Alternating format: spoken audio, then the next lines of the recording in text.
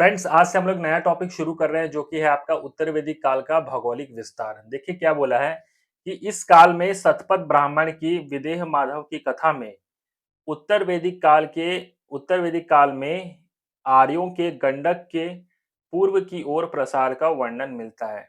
ठीक है, मैं फिर से एक बार आपको पढ़ देता हूँ। देखिए क्या बोला है। इस काल में सतपथ ब्राह्मण की विदेह माधव की एक कथा में उत्तर वैदिक काल में आर्यों के गंडक नदी के या गंडक के पूर्व की ओर प्रसार का वर्णन मिलता है। देखो इस काल में क्या था, सतपथ ब्राह्मण क्या, मैं आपको बता देता हूँ। सतपथ ब्राह्मण एक ग्रंथ है जिसमें कि यज्ञ विधान, वैदिक धर्म, ठीक है, और दार्शनिक विषय के 14 कांड और 100 अध्यायों का वर्णन मिलता है। ठीक है फ्रेंड्स, मैं फिर से आपको बता देता हूँ कि सतपथ ब्राह्मण क्या है। एक ग्रंथ है। सतपथ जो ब्राह्मण है ना, एक ग्रंथ है जिसमें यज्ञ विधान, वैदिक दर्शन और जिसमें यज्ञ विधान, वैदिक धर्म और दार्शनिक विषय के 14 कांड और 100 अध्यायों का वर्णन मिलता है। ठीक है फ्रेंड्स, तो बेसिकली आप क्या याद रखो कि सतपथ ब्राह्मण क्या एक प्रकार का ग्रंथ है जिसमें कि विदेह माधव की कथा में, इसमें एक कथा है, कहानी है किनकी, विदेह माधव की। विदेह माधव कौन थे? ये वैदिक साहित्य में एक साम्राज्य था विदेह। जो साम्राज्य थे उसके जो संस्थापक और राजा थे उनका नाम था माधव, विदेह माधव उनका नाम था। तो उनकी कथा में ना उत्तर वैदिक काल में आर्य जो थे वो गंडक के पूर्व की ओर, यानी कि गंडक नदी के पूर्व की ओर उनके प्रसार का वर्णन मिलता है। मतलब वो लोग इस काल में गंडक नदी के पूर्व की ओर फैले।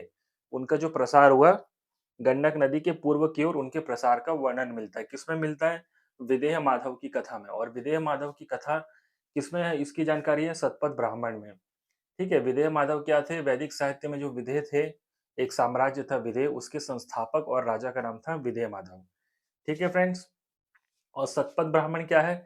ये एक प्रकार का धार्मिक ग्रंथ है जिसमें कि यज्ञ विधान, वैदिक धर्म और दर्शन के 14 कांड और 100 अध्यायों का वर्णन मिलता है। ठीक है, मैं आपको बता चुका हूँ। तो अगर आप बेसिकली याद रखोगे तो सतपथ ब्राह्मण क्या एक प्रकार का ग्रंथ है, आप मान लीजिए। तो मैं आपको फिर से एक बार रिवाइज करा देता हूँ कि इस काल में सतपथ ब्राह्मण के विदेह माधव की कथा में उत्तर वैदिक काल में आर्यों के गंडक के पूर्व की ओर प्रसार का वर्णन मिलता है। ठीक है फ्रेंड्स, तो इतना नोट करिए आप लोग। फ्रेंड्स, हम लोग उत्तर वैदिक काल का भौगोलिक विस्तार पढ़ रहे थे। अब इसमें हम लोग आगे देखते हैं। देखिए क्या बोला है कि ये जो सभ्यता है ना दोस्तों, ये पंजाब से बढ़कर ना कुरुक्षेत्र तक पहुंच गई। यानी कि इस सभ्यता का जो केंद्र था, कौन सी सभ्यता? पोस्ट ऋग्वेदिक पीरियड, यानी कि उत्तर वैदिक काल की जो सभ्यता है, सिविलाइजेशन है, ये पंजाब से बढ़कर कहाँ तक पहुंच गई? कुरुक्षेत्र तक। कुरुक्षेत्र मतलब आपका आज का दिल्ली।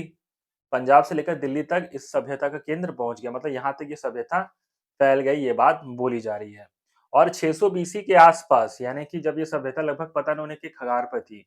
देखो पोस्ट ऋग्वेदिक पीरियड यानी कि उत्तर वैदिक काल का जो टाइम पीरियड था वो कहाँ से कहाँ तक है? आपका 1000 से 600 बीसी। तो ये 600 बीसी है।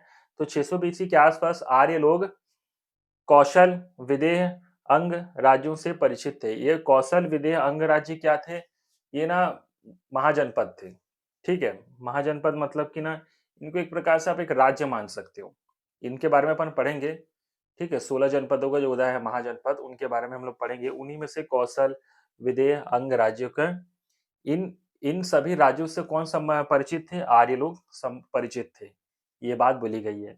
ये जो कौशल है, विदेह है, अंग है, ये सभी क्या दोस्तों एक प्रकार के राज्य हैं। इनके बारे में हम लोग डिटेल से आगे वाले आने वाले लेक्चर में पढ़ेंगे। ठीक है फ्रेंड्स, तो मैं आपको फिर से रिवाइज करा देता हूँ कि इस सभ्यता यानी कि उत्तर वैदिक काल की जो सभ्यता है उसका केंद्र पंजाब से फैलकर कहाँ तक पहुंच गया? दिल्ली तक पहुंच गया। दिल्ली यानी कि आपके कुरुक्षेत्र तक पहुंच गया। कुरुक्षेत्र मतलब आज का आप अपना दिल्ली मान सकते हो।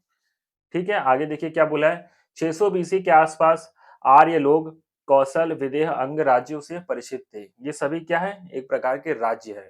ठीक है, जो 16 जनपद पड़ते हैं ना, उन्हीं में से आते हैं कौशल, विदेह, अंग राज्य, सब जो है उसी में आते हैं। एक प्रकार के राज्य मान सकते हो। इनके बारे में हम लोग आने वाले लेक्चर्स में पढ़ेंगे। ठीक है फ्रेंड्स, तो इतना नोट करिए आप लोग।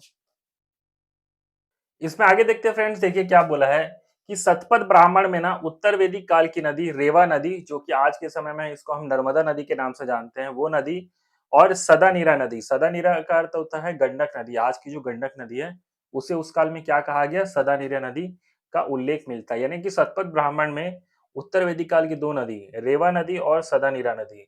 रेवा का अर्थ होता है आपका नर्मदा नदी, और सदानीरा नदी का अर्थ होता है आपकी गंडक नदी। इन दोनों नदियों का उल्लेख हमें मिलता है, किसमें मिलता है? शतपथ ब्राह्मण में। ठीक है फ्रेंड्स, तो इतना नोट कर लीजिए आप लोग।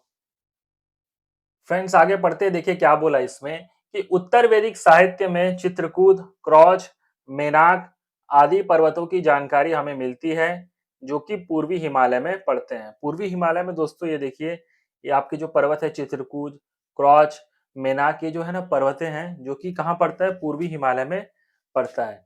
ये देखिए हम लोग टॉपिक कौन सा पढ़ रहे हैं दोस्तों? उत्तर वैदिक काल का भौगोलिक विस्तार, यानी कि उत्तर वैदिक पीरियड ज्योग्राफिकल लेवल पर कहाँ-कहाँ फैली थी, इसके बारे में हम लोग पढ़ रहे थे। इसीलिए हमने उत्तर वैदिक साहित्य में यानी कि उत्तर वैदिक लिटरेचर में हमें इन पर्वतों की जानकारी मिलती है। तो मतलब कहीं न कहीं अगर इनकी जानकारी इस साहित्य में मिल रही है, तो कहीं न कहीं इस सभ्यता के लोग इन पर्वतों के आस-पास भी रहे होंगे या इनको इन इन पर्वतीय क्षेत्रों के बारे में जानकारी थी, तभी उन्होंने उस साहित्य में लिखा।